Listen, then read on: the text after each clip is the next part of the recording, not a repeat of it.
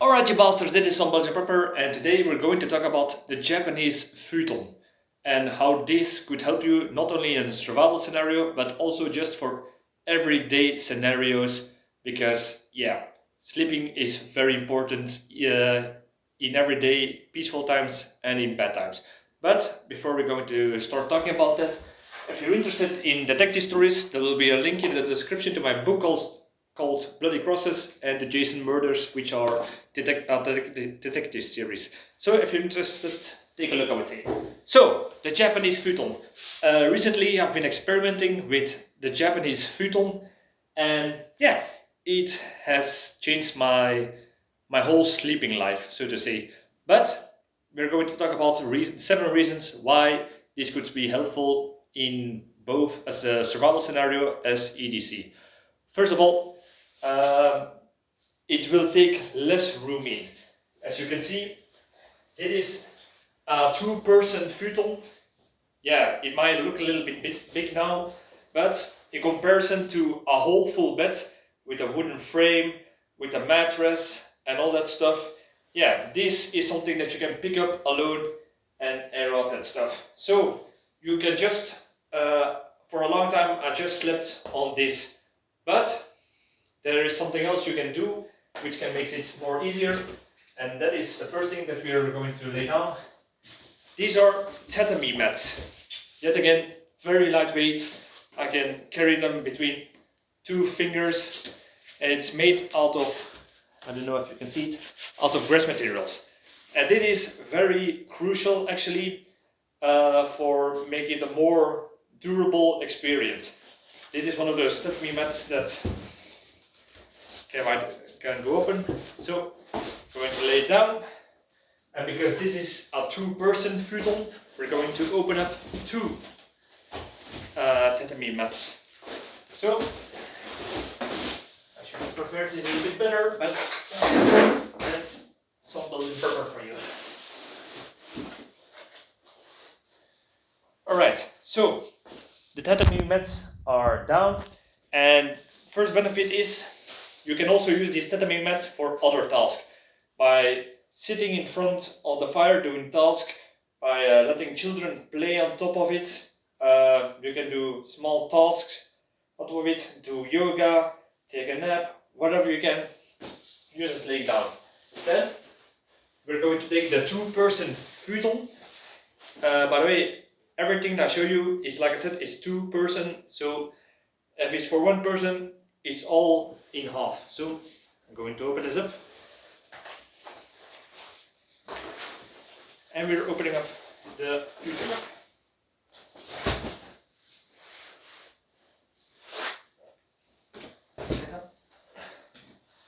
Yeah, the tatamis are a little bit bigger, as you can see, but this is what you actually get. So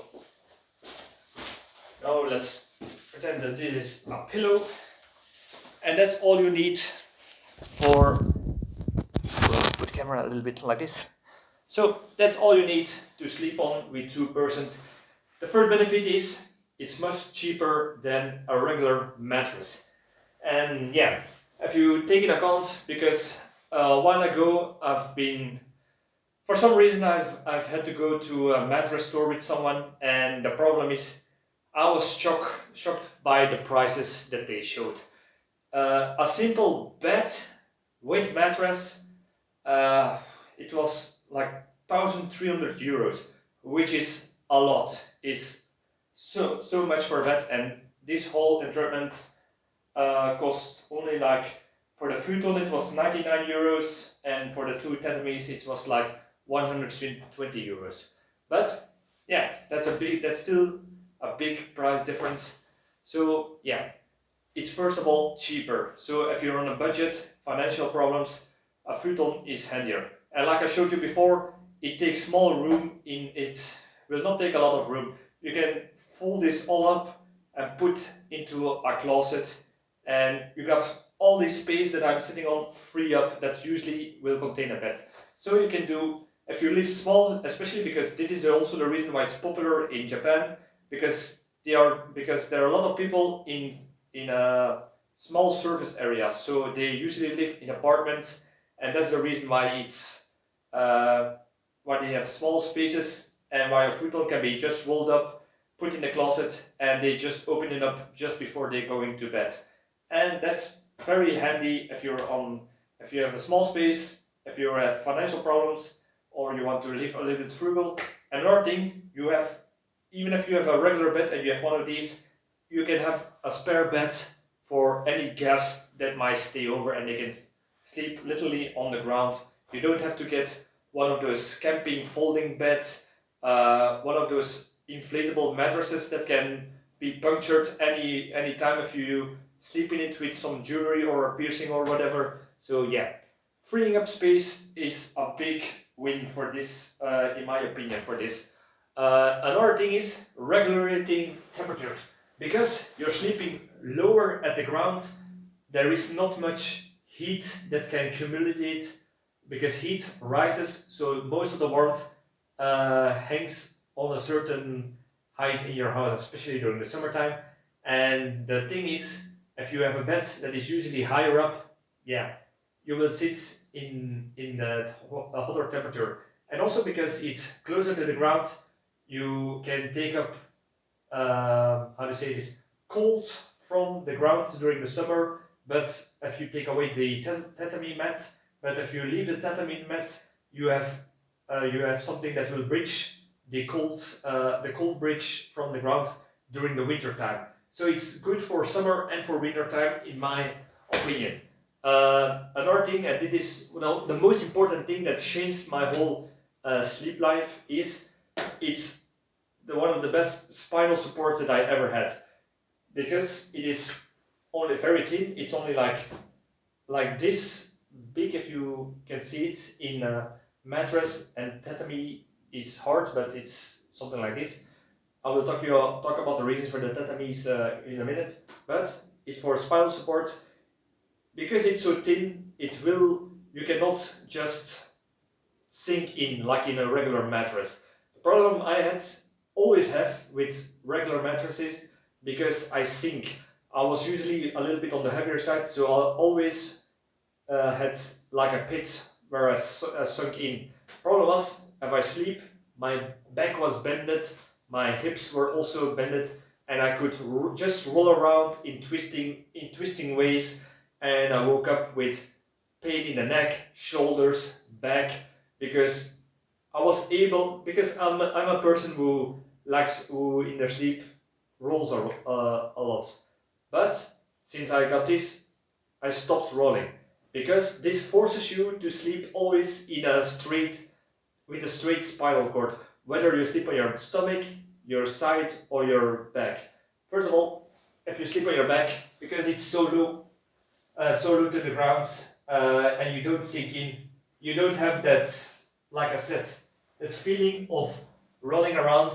Your back is flat with the floor and you don't roll around. If you are, I'm gonna take my hands. If you sleep on your sides, no problem. I'm mostly sleeping on my sides, and my back doesn't hurt, and I sleep much better than ever before.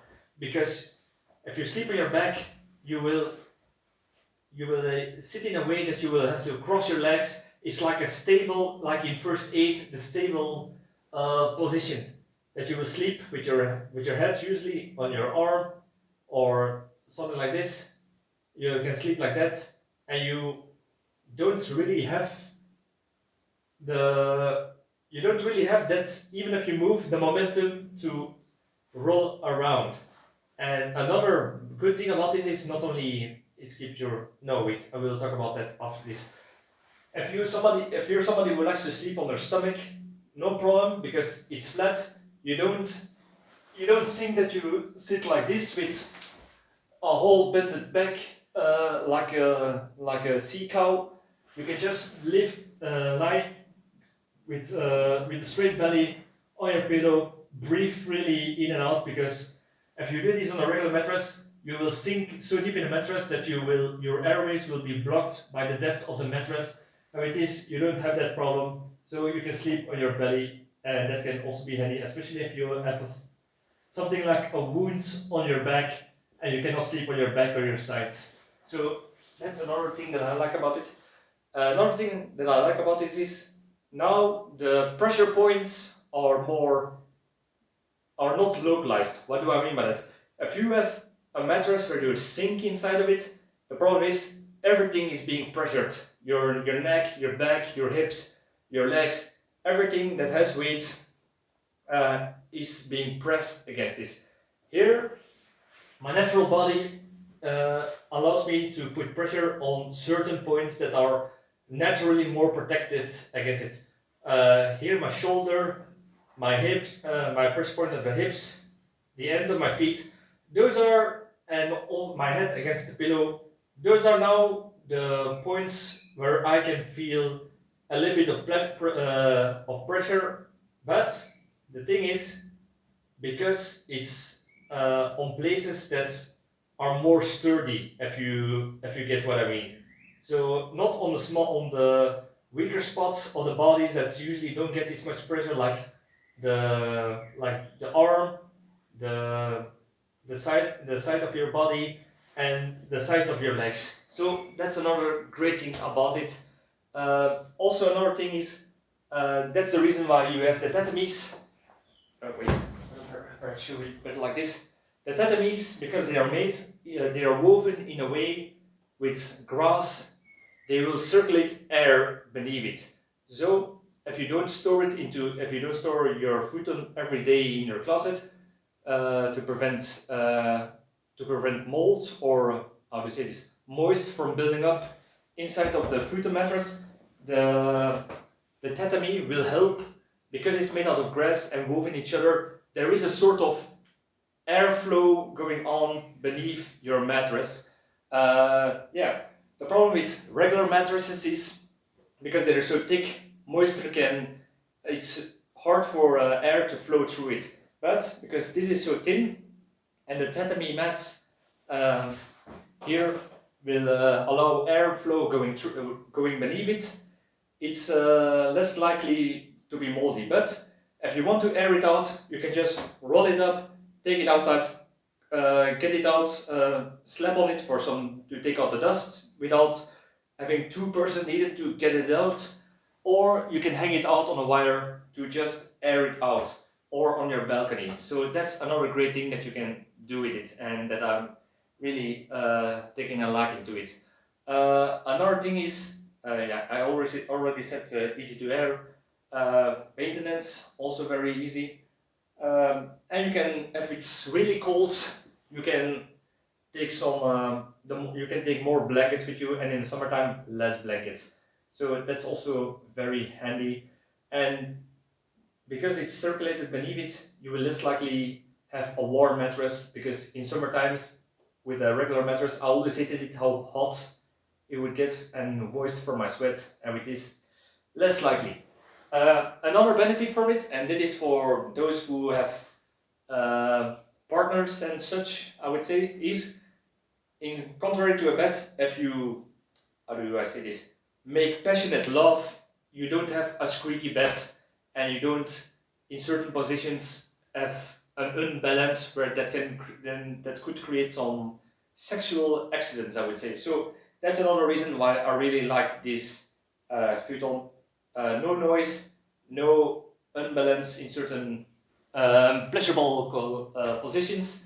So yeah, the only downside I would say are of a futon that I must admit is usually in Japan you live in apartments, so there's less likely to be rats running around. But if you are like me and you live on the countryside, there is a possibility there are some mice living in the attic or in the walls, and sometimes one of those little bastards comes out. So that way you might have a problem if you don't take care of a rodent problem.